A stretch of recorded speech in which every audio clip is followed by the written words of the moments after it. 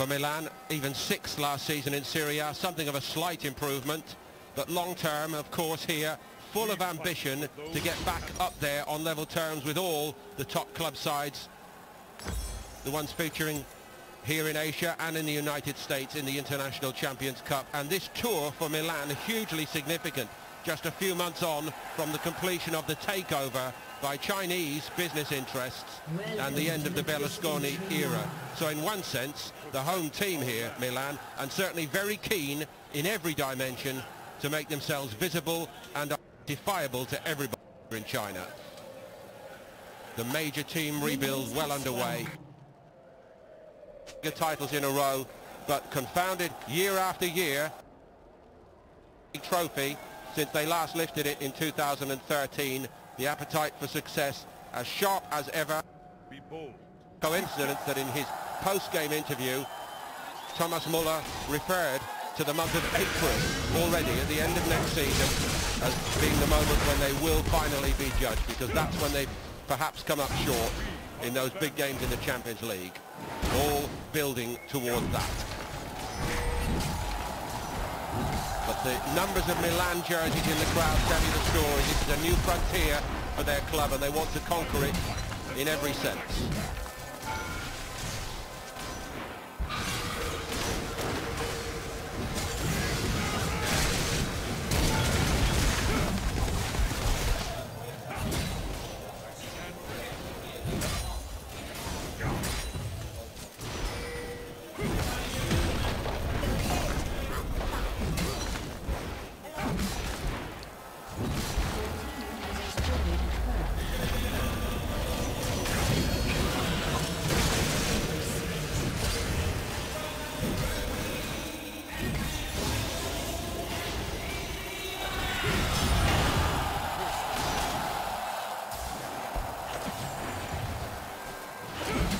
So the International Champions Cup resuming here in Shenzhen with the meeting of Milan and Bayern Munich.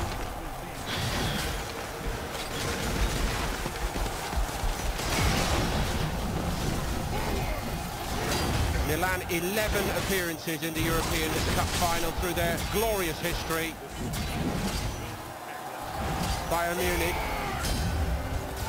5 times European Cup winners and 5 times finalists. So my maths are pretty ordinary, but that's 21 European Cup final appearances between them.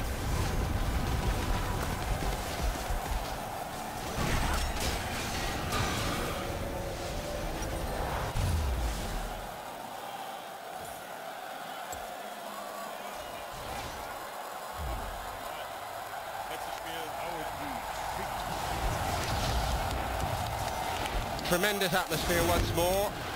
Huge enthusiasm to see these top players in action. As mentioned, something of a goalkeeper shortage for Bayern just at the moment, with Manny Neuer and Sven Ulreich still working their way back to fitness. There are 2 changes by Carlo Ancelotti to the side that started against Arsenal. Christian Frichtl, the teenager who played in goal in the second half, starts here, and James Rodriguez, newly arrived from Real Madrid, makes way for Kingsley Coman. Open question as to whether Martinez will play in midfield, or as they did in the first game, whether it was Martinez alongside Hummel with David Alaba in midfield. Talk about an embarrassment of riches. Here's the Milan lineup then. Matteo De Sciglio has departed for Juventus, and as I mentioned, the man coming the other way, Leonardo Bonucci, only on the bench to start, but Musacchio and Ricardo Rodriguez, just 2 of the big money buys, do start. Hakan Çalhanoğlu, who is a part of this touring party, makes way, at least starting off the second game. And other arrivals still to follow, aplenty. Andre Silva, Lucas Biglia, Andrea Conti. The list is long and may not even now be over.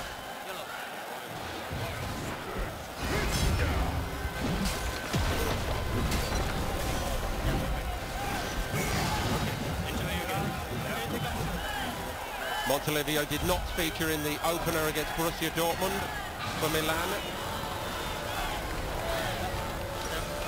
Aykun takes charge. Been 1 or 2 fairly competitive physical encounters in this so-called pre-season friendly roster of games so far.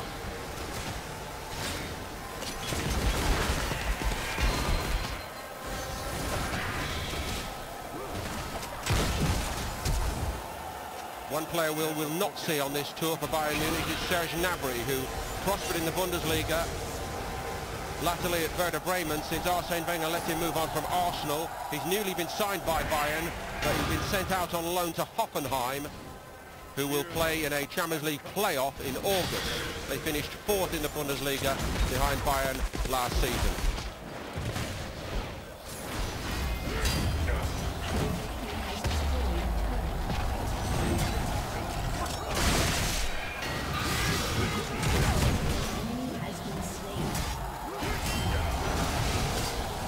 Donnarumma with that massive new contract, the 18-year-old, and also his big brother Antonio there for company now. Frank Cassie did pretty well in the opener for Milan. He wants to be part of their future, and this young man still getting an unexpected taste of it all at first team level.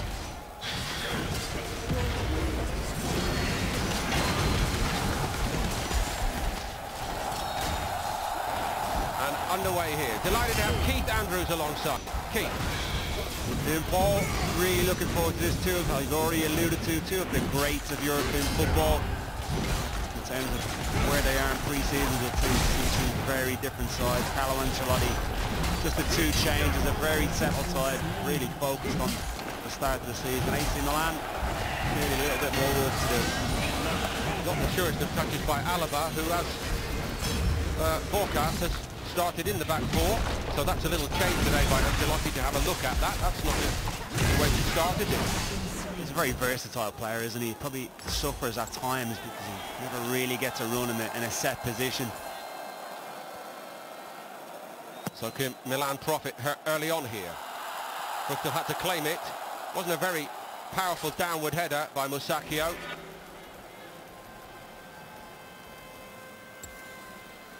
I mentioned the backup on this tour being Tom Starker. We saw him come in actually, Keith, with no Manny Neuer or Sven Ulreich here, the goalkeeping contingent for Bayern a bit stretched. So actually Ancelotti and his new assistant Sagnol had to go to Starker. They bid him farewell at the end of last season after 4 or 5 years there as one of the backup goalkeepers.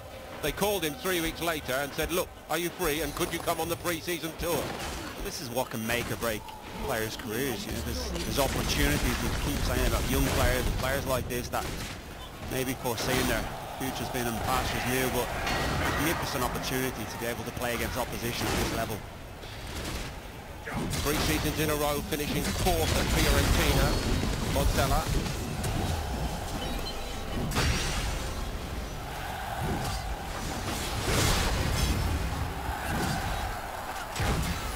And of course he holds his opposite number in such esteem. Ancelotti, like, dare I say, the godfather among the managers in Italy at the moment. They all look up to him so much.